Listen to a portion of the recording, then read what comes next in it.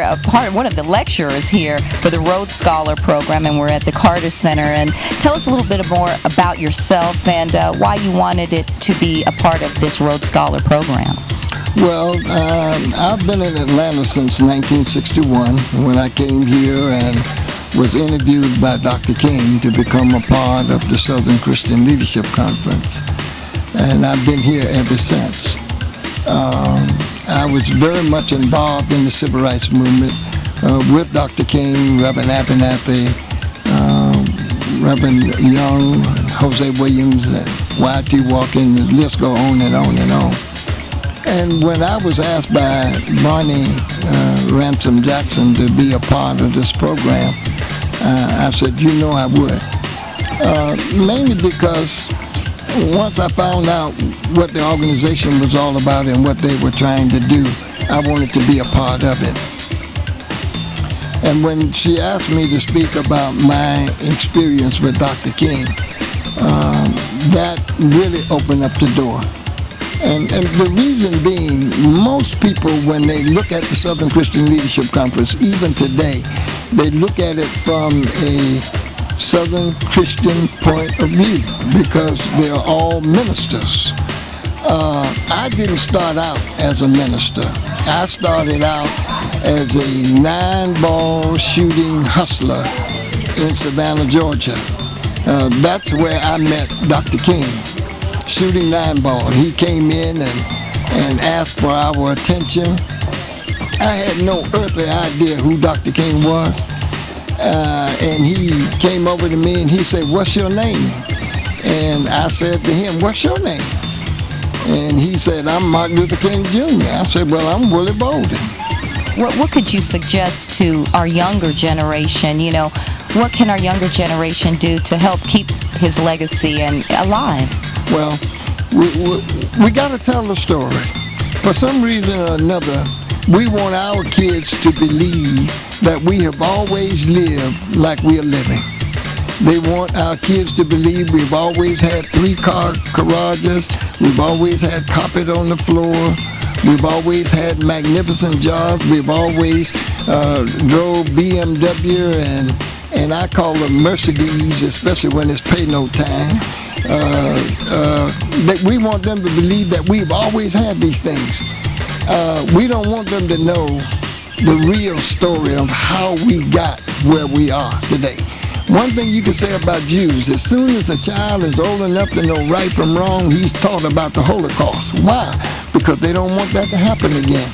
So what we got to do, those of us who are still around, tell the story, as I did in here today.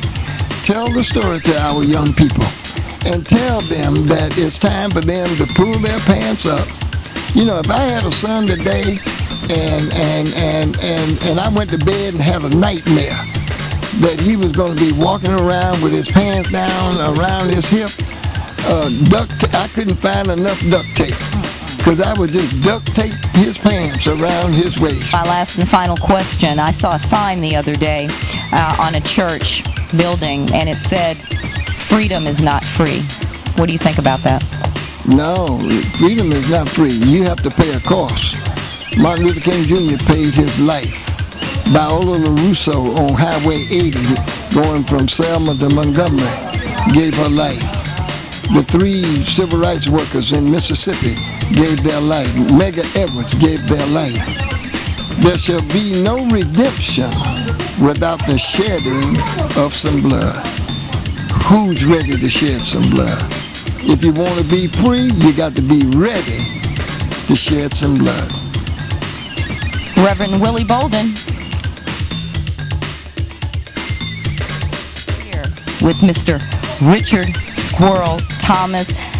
How are you, and what brings you here to Atlanta all the way from Alabama? Tell us a little bit about that. Well, Miss Bonnie did all of this, you know. She got me out of place and lost as a hungry bear in a glass factory. But I'm with these fine, beautiful people here today. I'm awfully happy. That's good. I can see you're happy. And, you know, you have a reason to be happy. You have one heck of a story that I read your bio, and you're also the author of a very phenomenal book. Tell us a little bit more about your life and the title of your book and what inspired you to write this book. Well, I started off at Alabama State University. I'm Alabama State all the way. I started in the nursery, kindergarten, high school, and BS and master's degree at Alabama State University. And we were taught at Alabama State Lab, that was the high school, you understand me, that to work hard and be the best at whatever we did. And my teachers, my industrial art teacher would tell me, Thomas, if you're on the trash truck, you want to be the best trashman. And I tried to be the best at whatever I did. And I taught math at a black school in Montgomery, Houston Hill Junior High. And I came up with this modern way of teaching mathematics in 1966.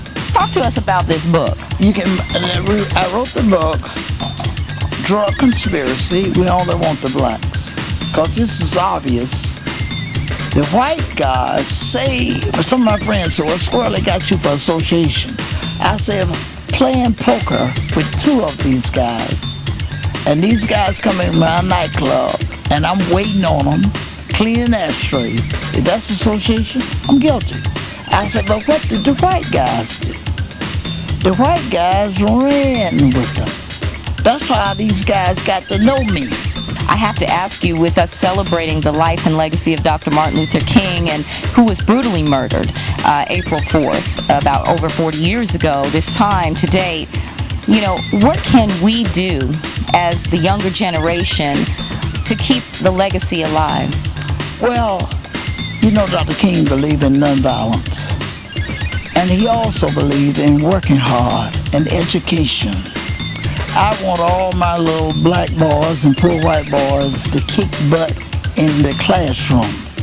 Now, your black guys, we kick butt on the basketball court and the football field. Now we need to kick butt in English, science, computer programming, and take it and make all A's. Your objective is to make all A's in class.